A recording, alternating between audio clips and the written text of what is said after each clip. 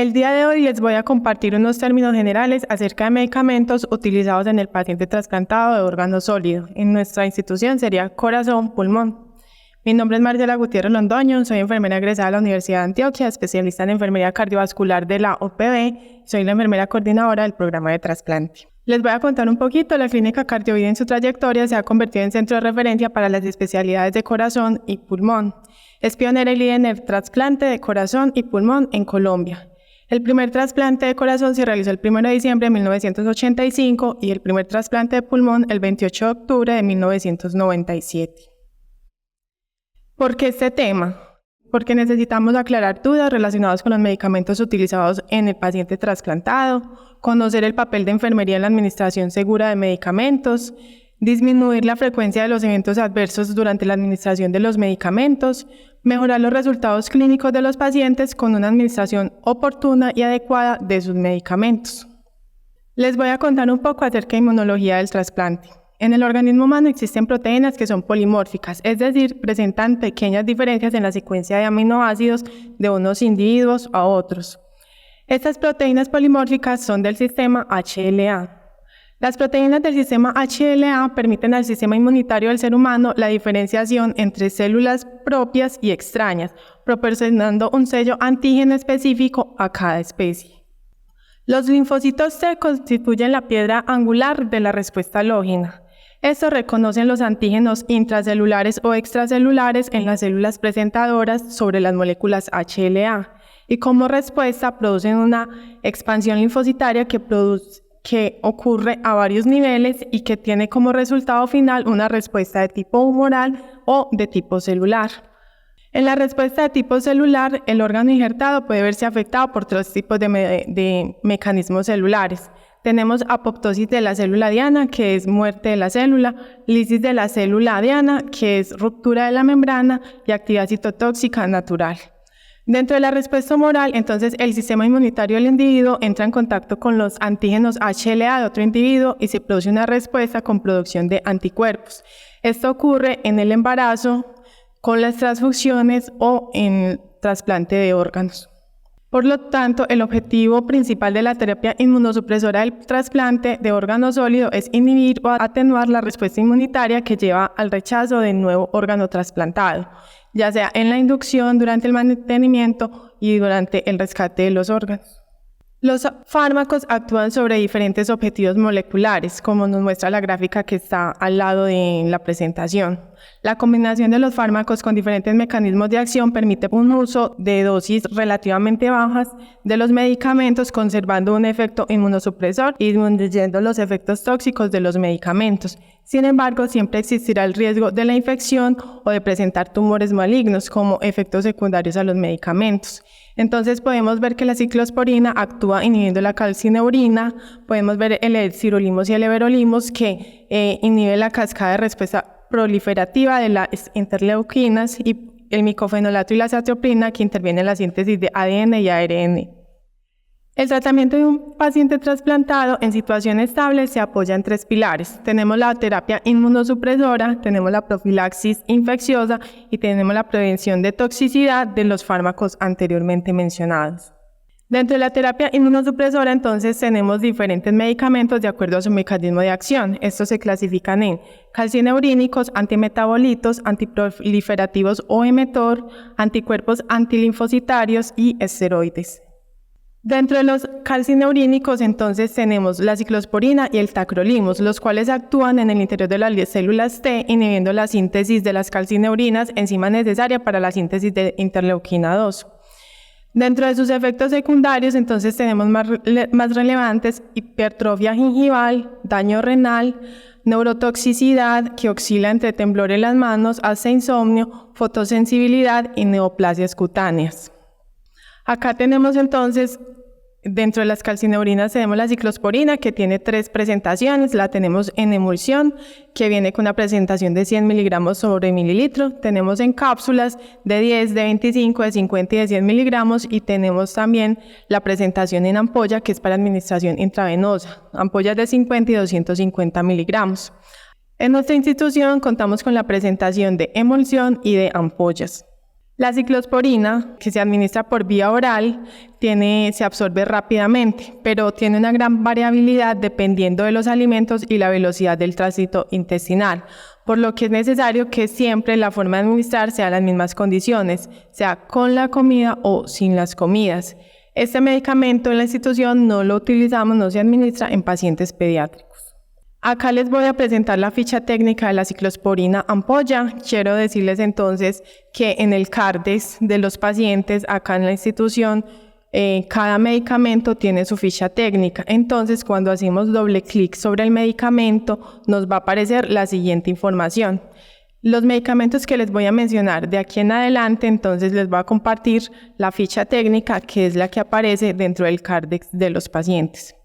Entonces tenemos que se diluye en dextrosa o en solución salina, se debe de administrar en un contenedor libre de PVC, debe de administrarse entre 2 a 6 horas, como les mencioné anteriormente, solo podrá emplearse frascos libres de PVC o de vidrio. El contenedor de la ampolla debe administrarse inmediatamente después de abrirse. La infusión diluida debe desecharse al cabo de 24 horas de haberse diluido.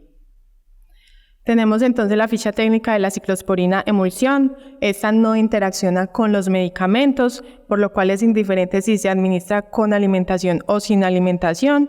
Su manera de administrar es cada 12 horas. Lo ideal es que sea 6 de la mañana a 6 de la tarde para poder determinar niveles plasmáticos del medicamento. Cuando se administra por sonda gástrica, entonces debe ser una sonda libre de PVC, una sonda siliconada. Cuando se administra vía oral, entonces la recomendación es diluir en un vaso de vidrio, sea con agua o con bebida de cola, no dar consumo de pomelo. Recordemos que para tomar los niveles plasmáticos del medicamento debe de tomarse la muestra antes de administrar la dosis del medicamento. Otro medicamento inhibidor de calcineurinas es el tacrolimus. De este tenemos 2 presentaciones, uno que es de liberación inmediata y otro que es de liberación prolongada. Con los dos entonces contamos en la institución. Tenemos de liberación inmediata cápsulas de 0.5, de 1 y de 5 miligramos. Su forma de administrar es cada 12 horas. Acá tenemos entonces la ficha técnica del medicamento. Nos dice que sí interacciona con los alimentos, por lo cual se debe dar separado entonces de los mismos. Se puede administrar por sonda gástrica, pero la sonda entonces debe ser siliconada. No administrar con la nutrición enteral. Entonces, si el paciente está con nutrición enteral, se debe cerrar la nutrición 1 hora antes y volver a abrir 1 hora después de su administración. Si el paciente está ingiriendo por vía oral sus alimentos, entonces debe conservar un ayuno para administrar el medicamento, entonces no comer nada 1 hora antes de su administración y no comer nada 1 hora hasta 1 hora después de su administración. La determinación de los niveles plasmáticos valle, entonces se debe sangrar el paciente antes de administrarse el medicamento. Acá tenemos en la gráfica entonces que debe estar separado de los alimentos, por lo tal se debe pinzar 1 hora antes y 1 hora después. La otra presentación de tacrolimus con la que contamos es XL, que es de liberación prolongada. También tenemos de 0.5, de 1, de 3 y de 5 miligramos. Este medicamento de liberación prolongada se administra cada 24 horas, diferente al de liberación inmediata, que es cada 12 horas. Esta liberación prolongada no tiene estudios en pacientes pediátricos, por lo cual no se administra en niños. Acá tenemos entonces la ficha técnica. Recuerden que la ficha técnica se encuentra adjunta a cada medicamento dentro del CARDEX de los pacientes. El tacrolimus, al igual que el de liberación inmediata, interacciona con los alimentos, por lo cual se debe dar separado de los mismos. Este no se puede administrar por sonda gástrica. Entonces, cuando el paciente tiene sonda gástrica y está con tratamiento tacrolimus, debe ser de liberación inmediata.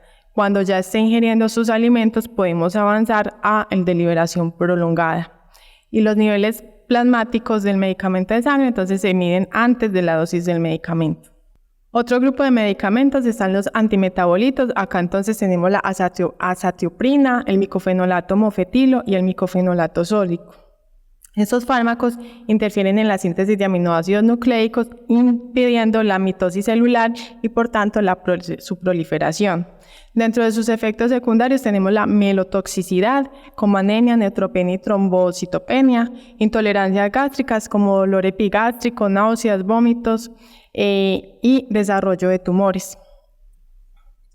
Tenemos la presentación del micofenolato sódico, que es de 360 y de 180 miligramos. No interfiere con los alimentos. Se debe tener precaución en la manipulación de los micofenolatos porque son citotóxicos, entonces recuerde que debe ser manipulado con guantes y con tapabocas. El micofenolato sódico no se puede administrar por sonda gástrica y es un medicamento teratogénico para tener en cuenta. Él tiene una cubierta gastroresistente, por lo cual entonces no nos permite administrarlo por sonda gástrica, se debe administrar su medicamento en la presentación que viene. El otro tipo de micofenolato de mofetilo tiene presentación de 500 y de 250 miligramos. Este medicamento entonces tampoco interacciona con los medicamentos. El horario de la administración es indiferente. Recuerden que estos medicamentos normalmente se administran cada 12 o cada 8 horas. Dentro de las precauciones o recomendaciones entonces está durante la manipulación del medicamento porque también es citotóxico. No tiene recomendación para administrar por sonda gástrica, pero ante no haber alternativa en el mercado para su tratamiento, entonces se puede administrar por sonda gástrica. En la clínica no lo permiten, pero hay que tener precauciones de manipular con guantes, no inhalar el medicamento y no triturarlo, entonces es dejarlo diluir para poderlo administrar. Otro grupo de medicamentos son los mTOR. Aquí tenemos el sirolimus y el everolimus. Ellos actúan bloqueando la señal de proliferación mediante inhibición de la proteína transportadora intracelular mTOR, por lo que bloquea la acción de la interleuquina sin alterar su síntesis. Dentro de sus efectos secundarios tenemos la aparición de úlceras orales, síntomas gastrointestinales, hiperglucemia, alteraciones hepáticas y mielotoxicidad, adicional de alteración de la función renal. Son considerados medicamentos de segunda línea o de rescate cuando el paciente desarrolla rechazo crónico o múltiples efectos secundarios con los anteriores. Por eso es que vemos que un paciente recién trasplantado no recibe estos medicamentos, sino que de acuerdo a su evolución se va haciendo el cambio a este tipo de medicamentos, sirolimus o everolimus. Estos medicamentos retrasan la cicatrización. Es más demostrado en el sirolimus y con menor evidencia en el everolimus. Este riesgo impide su administración hasta que se haya confirmado la cicatrización de la sutura para evitar dehiscencias y deben ser retirados siempre que el paciente se va a someter a una intervención mayor. Tenemos entonces el everolimus, viene de presentación de 0.5, de 0.75 y de 1 miligramo. No interacciona con los medicamentos, sin embargo se debe administrar sistemáticamente con o sin alimentos. Su forma de administración es en la mañana y en la noche. Para la toma de niveles plasmáticos Valle, la muestra sanguínea se debe tomar antes de la dosis del medicamento. Acá tenemos el sirolimus, este tampoco interacciona con los medicamentos. Se puede administrar por sonda gástrica, pero debe ser una sonda siliconada. Es compatible con la nutrición enteral. Tenemos presentación de 1 miligramo. También tenemos los anticuerpos antilinfocitarios. Estos son la timoglobulina. Se emplean casi exclusivamente como tratamiento de los episodios de rechazo no controlado o como terapia de inducción para el trasplante. Dentro de sus efectos secundarios tenemos fiebre, escalofrío, artralgias y reacciones anafilácticas, leucopenia y trombocitopenia. Otro grupo de medicamentos son los corticoides. Dentro de este grupo tenemos la metilprednisolona, la prednisolona y el deflazacort. Esos inhiben la producción de interleuquina 1 por los macrófagos y por lo tanto inhiben la producción de interleuquina 2 por los linfocitos T activados. Dentro de sus efectos secundarios tenemos la euforia o depresión, excitabilidad neural o incluso cuadros psicóticos. También tenemos hipertensión arterial, diabetes, hirsutismo, osteoporosis y cataratas. La metilprednisolona usada como inducción cuando se va a realizar el trasplante y también en episodios de rechazo de trasplante. Tenemos la ficha técnica, se puede diluir en solución salina o en dextrosa. El volumen de infusión es de 10 miligramos por mililitro. Para administración directa se puede 10 miligramos por mililitro en solución salina. Tiene una estabilidad de 24 horas en temperatura menor de 25 grados centígrados. Se debe administrar vía directa, administrar en 5 minutos dosis menores o iguales a 250 miligramos. En infusión se debe administrar en 30 minutos dosis mayores a 250 miligramos. Como observaciones, entonces tenemos que los antidepresivos tricíclicos no alivian y pueden exacerbar las perturbaciones mentales inducidas por este medicamento. Puede aumentar la glucosa en sangre. La administración de ese medicamento con dosis superiores a 500 miligramos en un tiempo inferior a 10 minutos está relacionado con la aparición de arritmias cardíacas y colapso circulatorio. Tenemos la prednisona, entonces se puede administrar por sonda gástrica y es compatible con la nutrición enteral. Se debe tomar una vez al día, idealmente en las mañanas porque produce insomnio. Otros fármacos empleados con fines inmunosupresores está la azitromicina, que es un medicamento empleado en los pacientes de trasplante de pulmón. Su dosis es de 250 miligramos 3 veces a la semana. Dentro de los efectos secundarios tenemos la diarrea, el dolor abdominal, taquicardia y náuseas. Acá tenemos entonces el medicamento, no interacciona con los alimentos, se puede administrar por sonda gástrica, no hay ninguna observación especial. Dentro de los pilares entonces de la terapia farmacológica del paciente trasplantado hablamos de los inmunosupresores y ahora tenemos las profilaxis infecciosas. Como consecuencia de la inmunosupresión, los microorganismos oportunistas aparecen como reacción endógena de infecciones latentes o desde un origen exógeno. Su prevención mediante el adecuado conocimiento de factores de riesgo, su rápido diagnóstico y su correcto manejo son fundamentales para garantizar la supervivencia del paciente.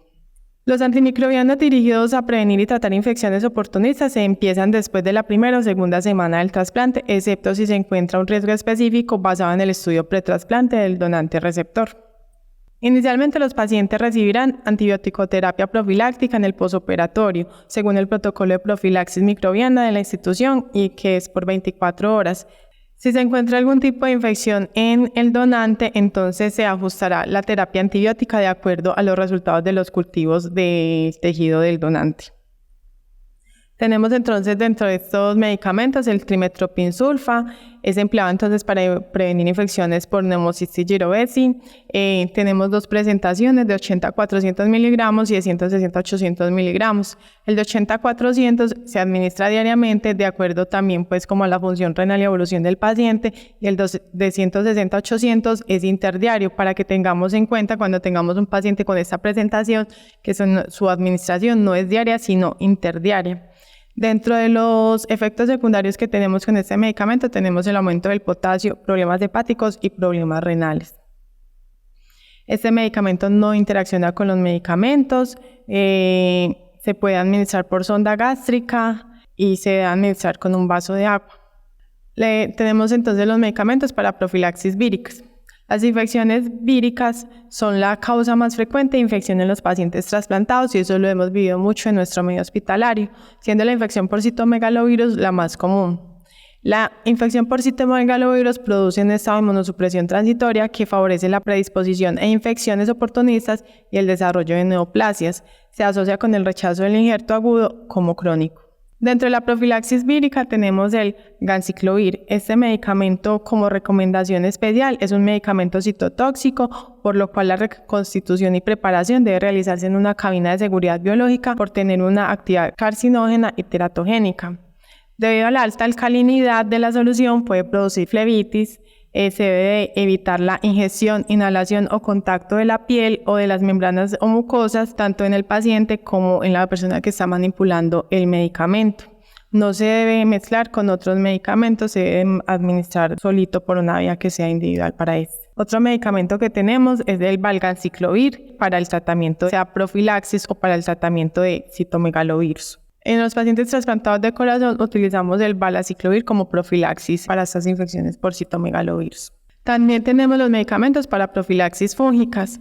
Dada la alta incidencia de infecciones fúngicas y especialmente infecciones de la vía aérea en el posttrasplante inmediato, lo que supone una alta mortalidad y riesgo de descendencia de las suturas, se debe administrar la profilaxis fúngica.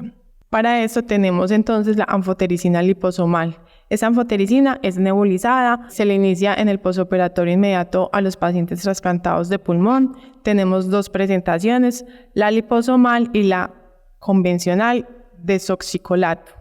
Tenemos entonces que la liposomal se debe diluir con 10 mililitros de agua estéril y se va a nebulizar con la mitad del ampo de la preparación, o sea 5 mililitros. La ampolla viene de 50 miligramos, lo que quiere decir que lo vamos a nebulizar con 25 miligramos.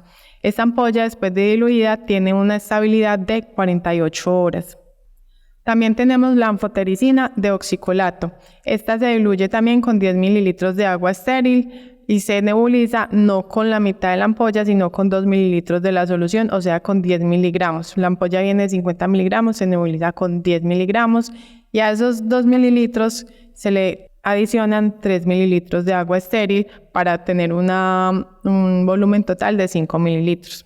Esta ampolla también tiene una estabilidad de 48 horas. Después de preparada se debe guardar en nevera. Otro grupo de medicamentos que tenemos para la profilaxis fúngica es el posaconazol y el isavuconazol. Estos medicamentos disminuyen el riesgo de infecciones por hongos como el Aspergillus. Dentro de los principales efectos adversos tenemos la taquicardia, elevación de enzimas hepáticas, dolor abdominal, vómito y disminución del potasio. Tenemos entonces que el posaconazol viene de 100 miligramos y el isavuconazol también de 100 miligramos, pero la forma de administrar es diferente. El posaconazol son 300 miligramos día y el posaconazol son 200 miligramos día en dosis de profilaxis. Finalmente, para el tratamiento del rechazo mediado por anticuerpos, entonces tenemos la inmunoglobulina y el rituximab. Ambas sirven para tratar el rechazo entonces humoral de los pacientes. Debe de administrarse una premedicación 20 minutos antes de su administración con acetaminofén, difenhidramina y solución salina. La inmunoglobulina debe administrarse en 2 días. El rituximab es como para sellar la terapia entonces en el tratamiento del rechazo mediado por anticuerpos. Ambos medicamentos requieren una premedicación con acetaminofén, con difenhidramina y con solución salina. Recordemos entonces, ningún inmunosupresor de administración intravenosa debe administrarse con otros medicamentos. En lo posible, no administrar medicamentos inmunosupresores orales con otros medicamentos. Los medicamentos inmunosupresores pueden potenciar la aparición de infecciones y se debe evitar la administración de vacunas con virus atenuados en los pacientes trasplantados. Tenemos la toma de niveles de medicamentos. Entonces, a estos medicamentos, ciclosporina, tacrolimus, everolimus, sirolimus y posaconazol, se le toman niveles. De acuerdo a la orden, serían niveles valle o niveles pico. El nivel valle se toma antes de administrarse el medicamento y niveles pico se toman 2 horas después de administrar el medicamento. Desde el laboratorio nos envían unos formatos a llenar cuando hay que tomar estos niveles de medicamentos para tener en cuenta entonces en cada servicio.